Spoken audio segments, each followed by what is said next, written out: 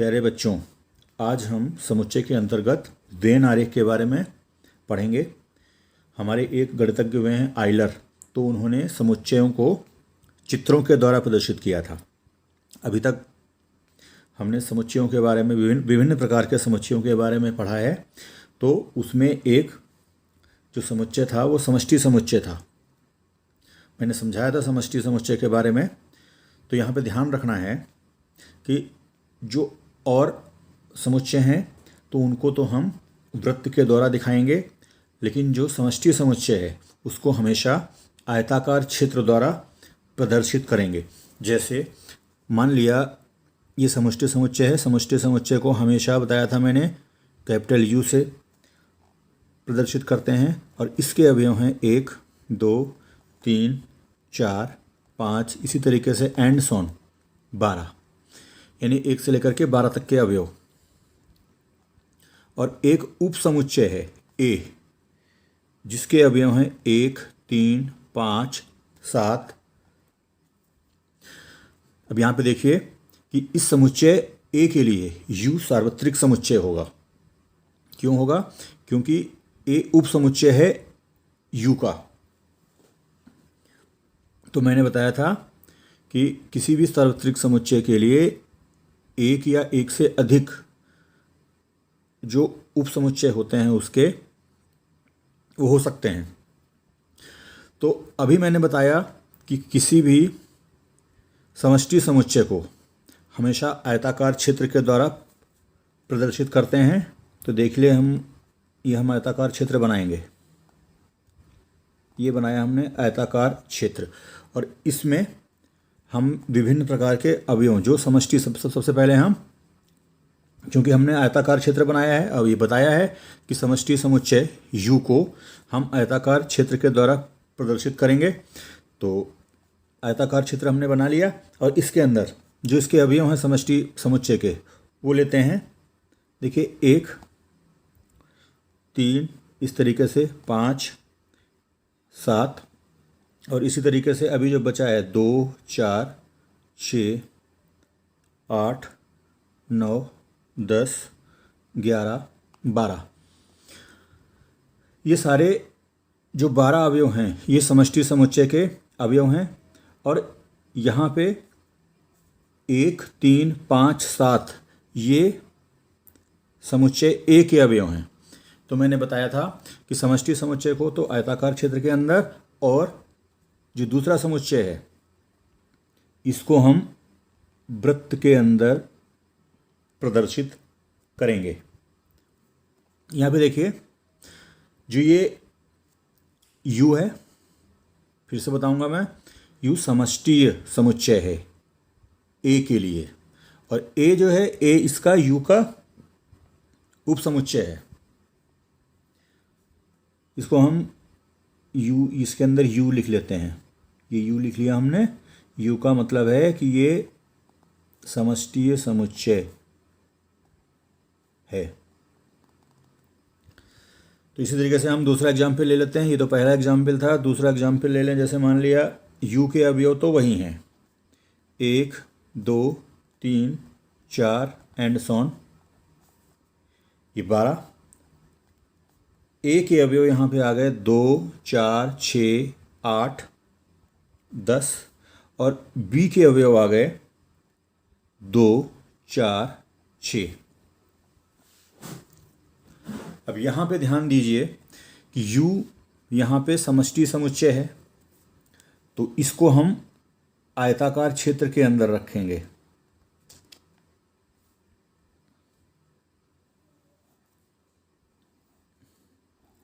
ये आयताकार क्षेत्र हो गया।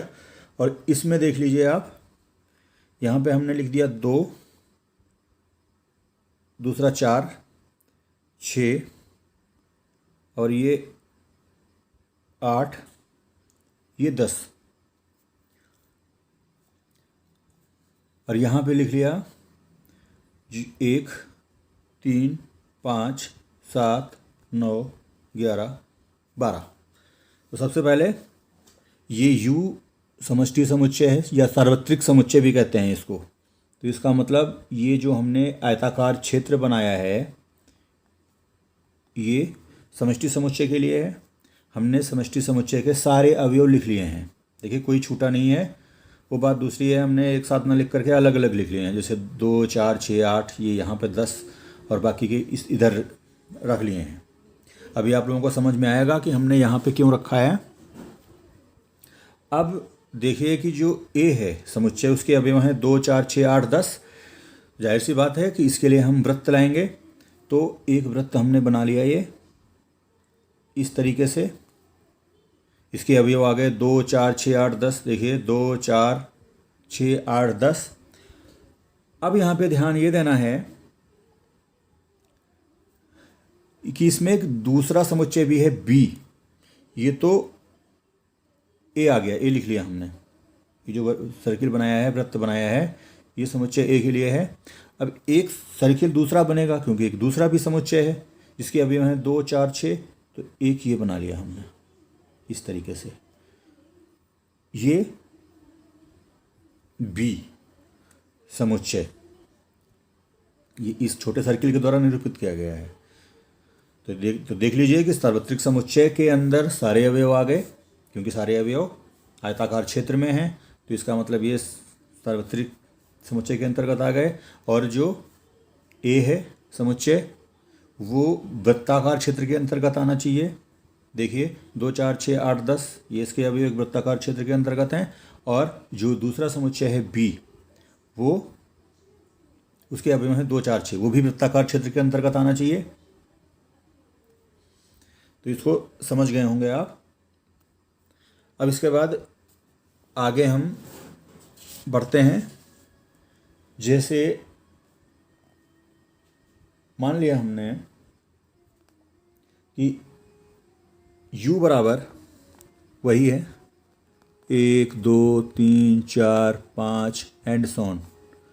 इसके अवयव हैं यहाँ तक 12 तक। ए हमने ले लिया जिसके अवयव हैं 2 4। बी है जिसके अवयव हैं 2 4 6। और सी है जिसके अवयव हैं 2 4 6 8 10। अब देखिए u सार्वत्रिक समुच्चय है, तो इसके लिए हम बनाते हैं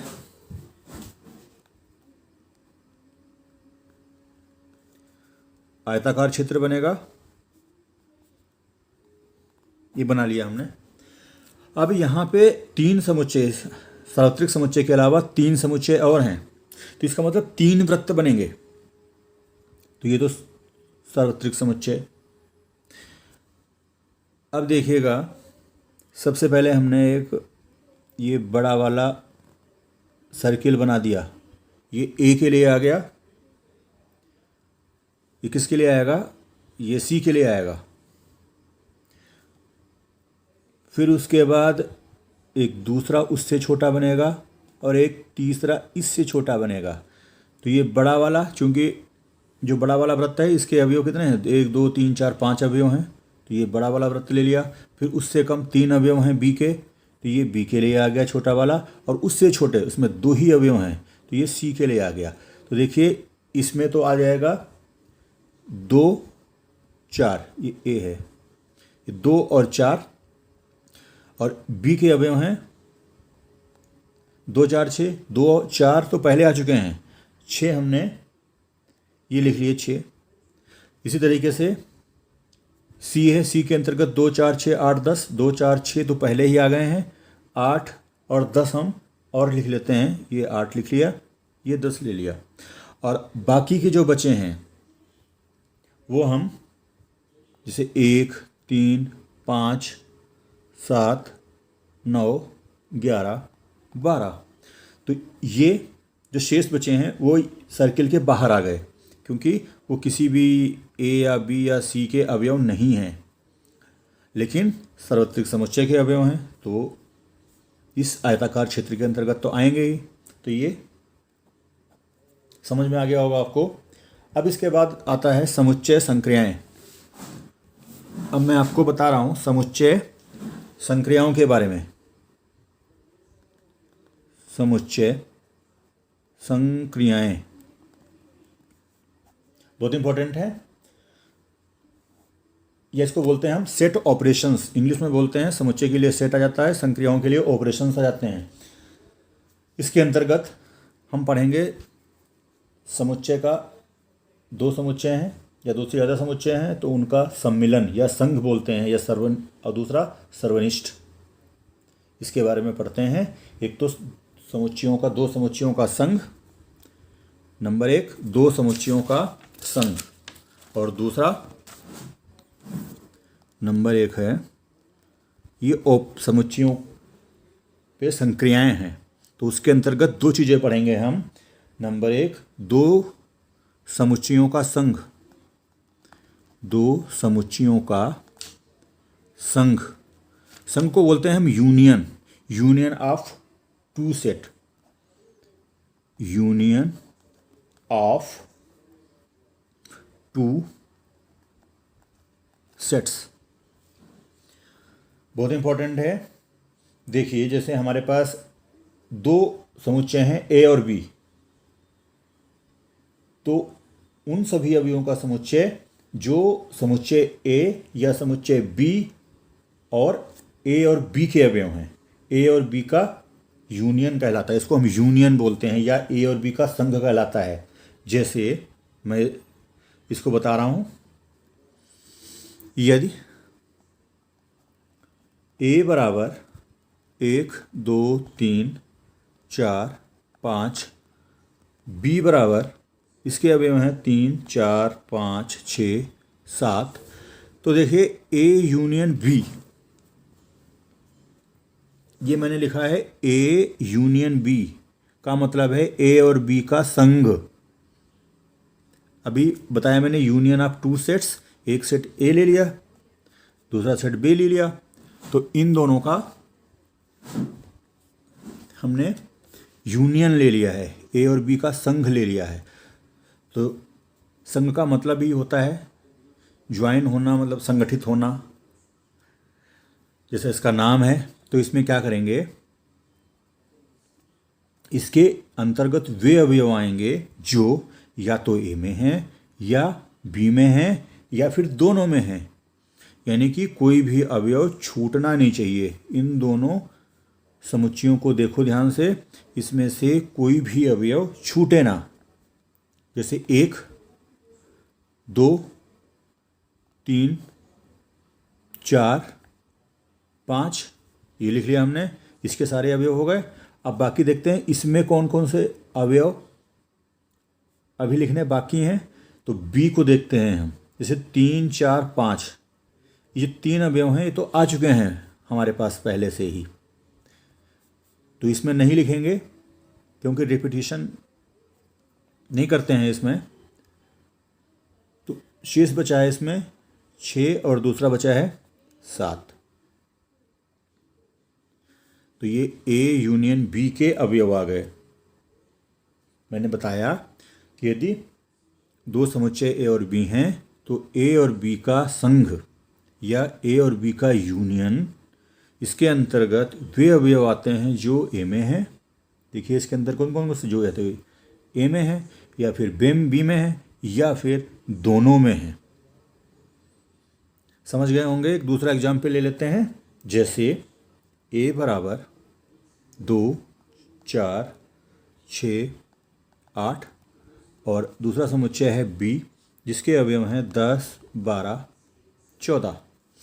अब देखिए ए यूनियन बी, जैसा मैंने बता रखा है, इसके अंतर्गत वे अवयव आएंगे जो या तो ए में हैं या फिर बी में हैं या फिर दोनों में हैं।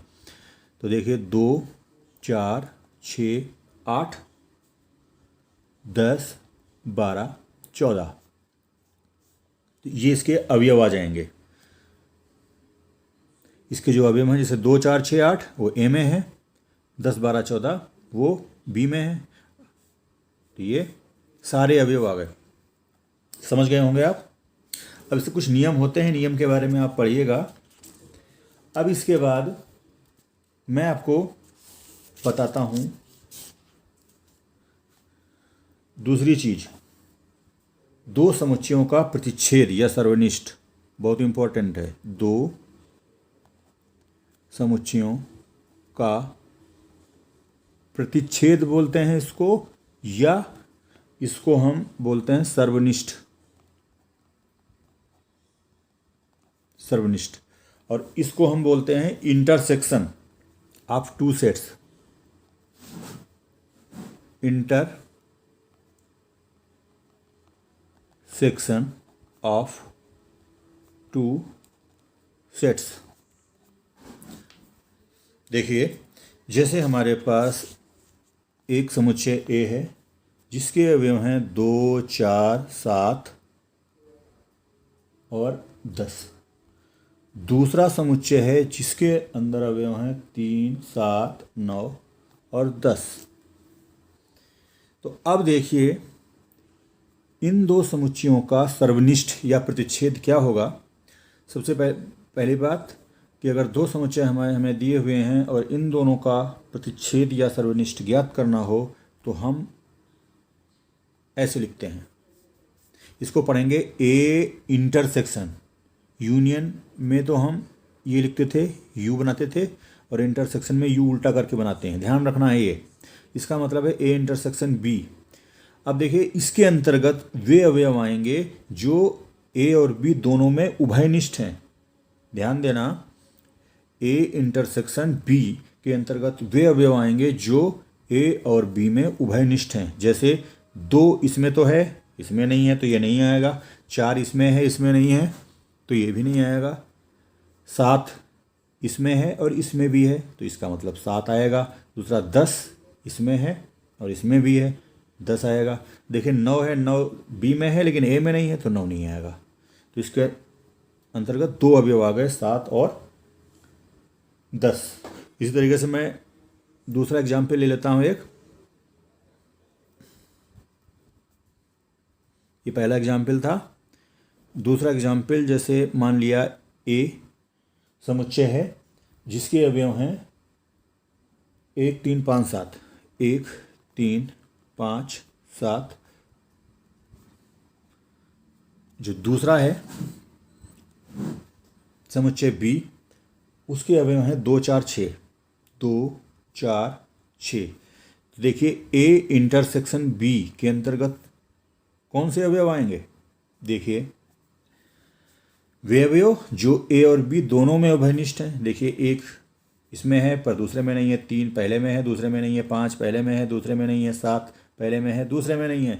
इसी तरीके से 2 दूसरे में है पहले में नहीं है, 4 पहले दूसरे में है पहले में नहीं है, 6 दूसरे में है पहले में नहीं है। तो इसका मतलब इसमें ऐसा कोई भी अवयव नहीं है जो दोनों में कॉमन हो या दोनों में उभयनिष्ठ हो। तो इसको हम इस तरीके से लिख लेंगे।